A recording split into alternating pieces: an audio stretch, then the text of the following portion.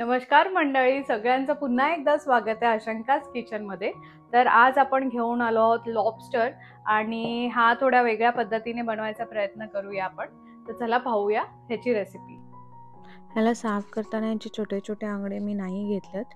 आपल्या खेकड्याला असणारी आंगडी वेगळी आहेत आणि ह्या लॉबस्टरला असणारी आंगडी वेगळी आहेत। तर मी मोठी आंगडी घेतली आहेत, फक्त छोटी आंगडी नाही घेतल्यात। आणि ह्याला छानपैकी साफ करून त्याला घेतलं आहे।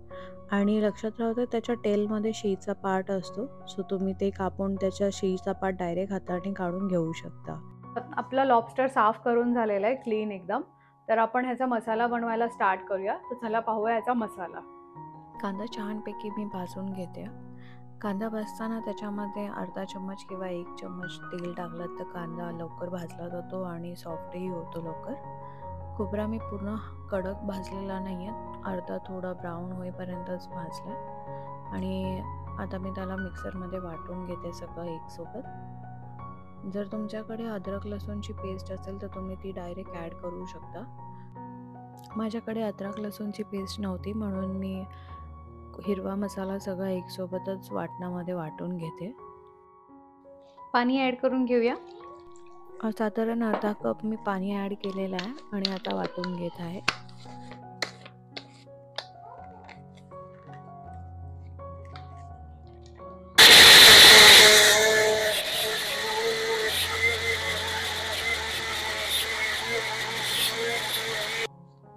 तर आपलं वाटण एकदम रेडी झालेलं आहे। आता आपण करूया फोडणीची तयारी। तर चला पाहूया। फोडणीसाठी मी घेतलेलं आहे 1 टेबल ते 2 टेबलस्पून ऑइल। ऑइल तुम्ही तुमच्या रिक्वायरमेंटनुसार टाकू शकता। आणि त्यात मी घेतलेलं आहे चेचलेली लसूण, स्प्रिंग ऑनियन, 1 टेबलस्पून आपला घरचा लाल मसाला, 1 टीस्पून आपली क्युमिन पावडर, 1 टीस्पून धनिया पावडर आणि 1 टीस्पून टर्मरिक। छान परतवून घेतल्यानंतर त्याच्यामध्ये वाटण ॲड करते। वाटण एक साधारण 2 ते 3 मिनटं मी परतवून घेते छानपैकी। आणि मग मी त्याच्यात मीठ ॲड करते चवीनुसार आणि अर्धा कप पाणी ॲड करून घेते आणि लिंबाचा ज्यूस आणि कोकम।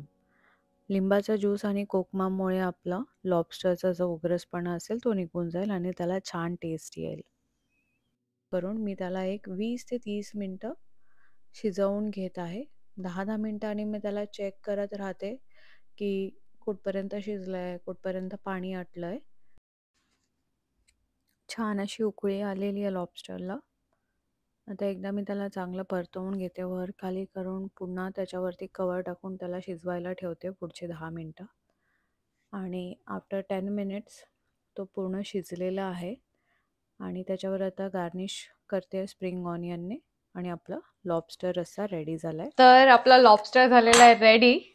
दिसायला तर एकदम भारी भन्नाट वाटतंय। तर आता बघूया त्याची टेस्ट।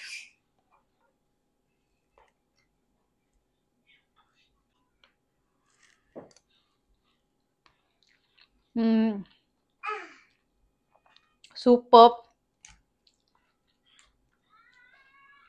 यम्मी।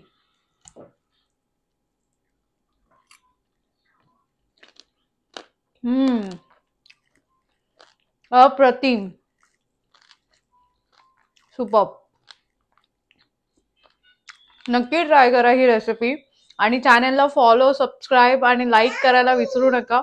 अशाच नवनवीन रेसिपी मी घेऊन येईल तुमच्यासोबत।